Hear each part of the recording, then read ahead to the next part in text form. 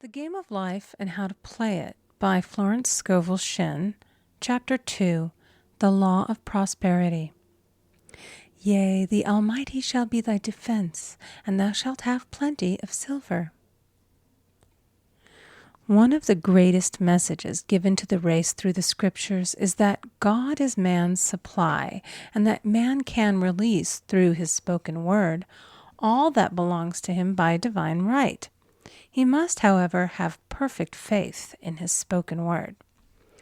Isaiah said, "My word shall not return unto me void, but shall accomplish that whereunto it is sent." We know now that words and thoughts are a tremendous vibratory force, ever molding man's body and affairs. A woman came to me in great distress and said she was to be sued on the 15th of the month for $3,000.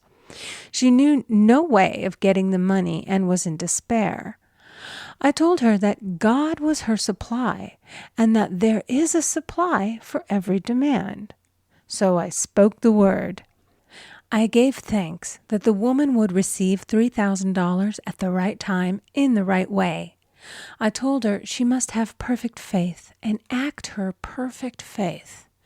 The 15th came, but no money had materialized. She called me on the phone and asked what she was to do. I replied, "It is Saturday, so they won't sue you today. Your part is to act rich, thereby showing perfect faith that you will receive it by Monday." She asked me to lunch with her to keep her courage. When I joined her at a restaurant, I said, "This is no time to economize. Order an expensive luncheon and act as if you have already received the $3,000. All things whatsoever ye ask in prayer, believing ye shall receive." You must act as if you had already received. The next morning, she called me on the phone and asked me to stay with her during the day. I said, "No, you are divinely protected and God is never too late." In the evening, she phoned again, greatly excited, and said, "My dear, a miracle has happened. I was sitting in my room this morning when the doorbell rang. I said to the maid, 'Don't let anyone in.' The maid, however, looked out the window and said, 'It's your cousin with the long white beard.' So I said, 'Call him back. I would like to see him.' And he was just turning the corner when he heard the maid's voice, and he came back. He talked for about an hour, and just as he was leaving, he said, 'Oh, by the way, how are finances?' I told him I needed the money, and he said, 'Why, my dear, I will give you $3,000 the first of the month.' I didn't like to tell him that I was going to be sued. What shall I do? I won't receive it till the first of the month, and I must have it tomorrow. I said, 'I'll keep on treating.' I said, 'Spirit is never too late. I give thanks that she has received the money on the invisible plane and that it manifests on time.' The next morning, her cousin called her up and said, 'Come to my office this morning, and I will give you the money.' That afternoon, she had $3,000 to her credit in the bank and wrote checks as rapidly as her excitement would permit. If one asks for success and prepares for failure, he will get the situation he has prepared for. For example, a man came to me asking me to speak the word that a certain debt would be wiped out. I found he spent his time planning what he would say to the man when he did not pay his bill, therefore neutralizing my words. He should have seen himself paying the debt. We have a wonderful illustration of this in the Bible, relating to the 3 kings who were in the desert, without water for their men and horses. They consulted the prophet Elisha, who gave them this astonishing message. "Thus saith the Lord, ye shall not see wind, neither shall ye see rain, yet make this valley full of ditches." Man must prepare for the thing he has asked for when there isn't the slightest sign of it in sight. For example, a woman found it necessary to look for an apartment during the year when there was a great shortage of apartments in New York. It was considered almost an impossibility, and her friends were sorry for her and said, "Isn't it too bad? You'll have to store your furniture and live in a hotel." She replied, "You needn't feel sorry for me. I'm a Superman, and I'll get an apartment." She spoke the words, "Infinite Spirit, open the way for the right apartment." She knew there was a supply for every demand and that she was unconditioned, working on the spiritual plane, and that one with God is a majority. She had contemplated buying new blankets when the tempter, the adverse thought or reasoning mind, suggested, "Don't buy the blankets. Perhaps, after all, you won't get an apartment and you will have no use for them." Promptly she replied to herself, "I'll dig my ditches by buying the blankets." So she prepared for the apartment, acted as though she already had it. She found one in a miraculous way, and it was given to her although there were over 200 other applicants. The blankets showed active faith. It is needless to say that the ditches dug by the 3 kings in the desert were filled to overflowing. Read 2 Kings. Getting into the spiritual swing of things is no easy matter for the average person. The adverse thoughts of doubt and fear surge from the subconscious. They are the army of the aliens, which must be put to flight. This explains why it is so often darkest before the dawn. A big demonstration is usually preceded by tormenting thoughts. Having made a statement of high spiritual truth, one challenges the old beliefs in the subconscious, and error is exposed to be put out. This is the time when one must make his affirmations of truth repeatedly and rejoice and give thanks that he has already received. "Before ye call, I shall answer." This means that every good and perfect gift is already man's, awaiting his recognition.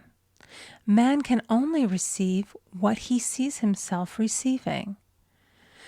The children of Israel were told that they could have all the land they could see. This is true of every man. He has only the land within his own mental vision. Every great work, every big accomplishment has been brought into manifestation through holding to the vision. And often, just before the big achievement, comes apparent failure and discouragement. The children of Israel, when they reached the promised land, were afraid to go in, for they said it was filled with giants who made them feel like grasshoppers.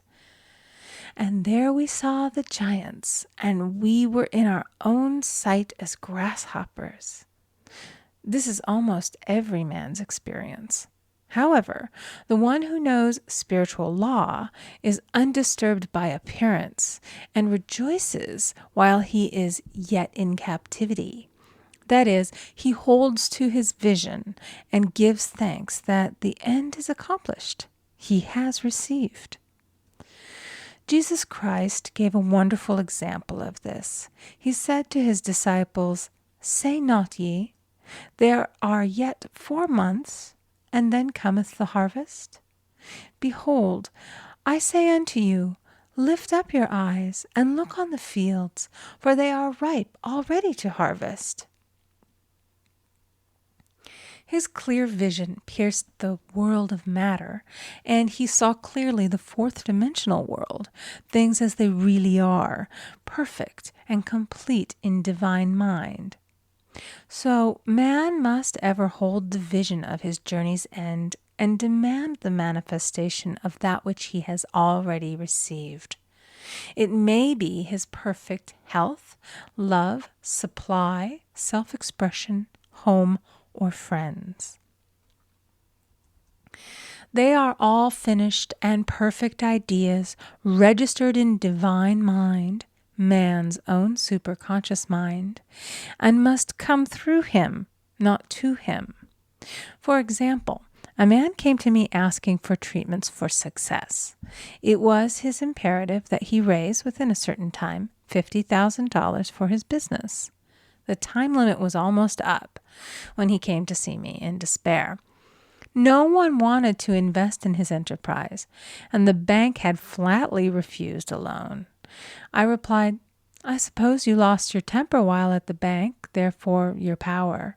You can control any situation if you first control yourself."